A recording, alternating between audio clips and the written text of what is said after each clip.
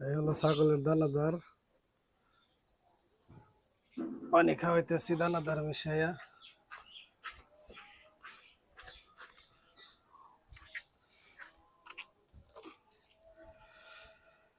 তো যারা ছাগল পালেন তাদের মোটামুটি সবাইকে এই কাজটা রেগুলার করতে হয়। ছাগলকে দানাদার খাওয়াইতে হয়, সাথে পানি খাওয়াইতে হয়। তো ছাগলকে পানি দিছি।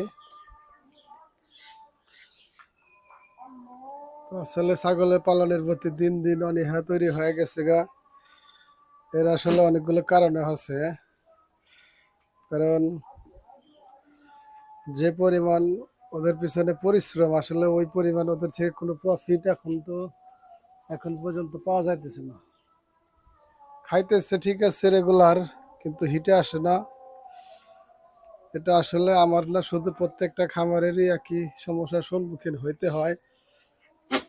কেন হিটে আসে না এটা বোঝারও কোনো আসলে উপায় থাকে না।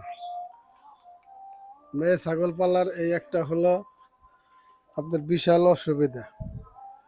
কারণ এদের পিছে খালি আপনাকে ইনভেস্টই করতে হবে।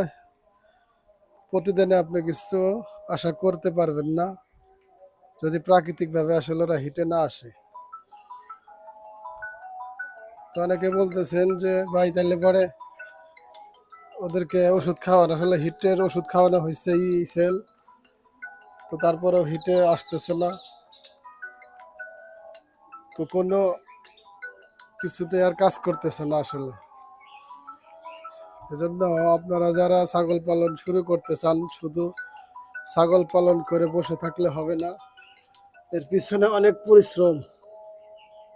পরিশ্রম আপনি করবেন ঠিক আছে, কিন্তু পরিশ্রমের যদি আপনি ফল না পান, সেক্ষেত্রে আপনার এখান থেকে আপনি চলে যেতে হবে কিছুদিন পর। তাই যারা ছাগল পালন করতে আগ্রহী তারা শুরুতে অল্প কিছু দিয়ে শুরু করে ধাপে ধাপে আপনি আগাবেন। এজন্য বলতেছি এই সেক্টরে রিস্কের পরিমাণ খুবই বেশি। কারণ ছাগল যে পরিমাণ খাবার খায় তার থেকে গরু সামান্য একটু বেশি খায়। দেখেন কি পরিমাণ ঘাস ওরা নষ্ট করে। যেহেতু আমি ঘাস উঠায় খাওয়াই, আশেপাশে নিয়ে যাই না,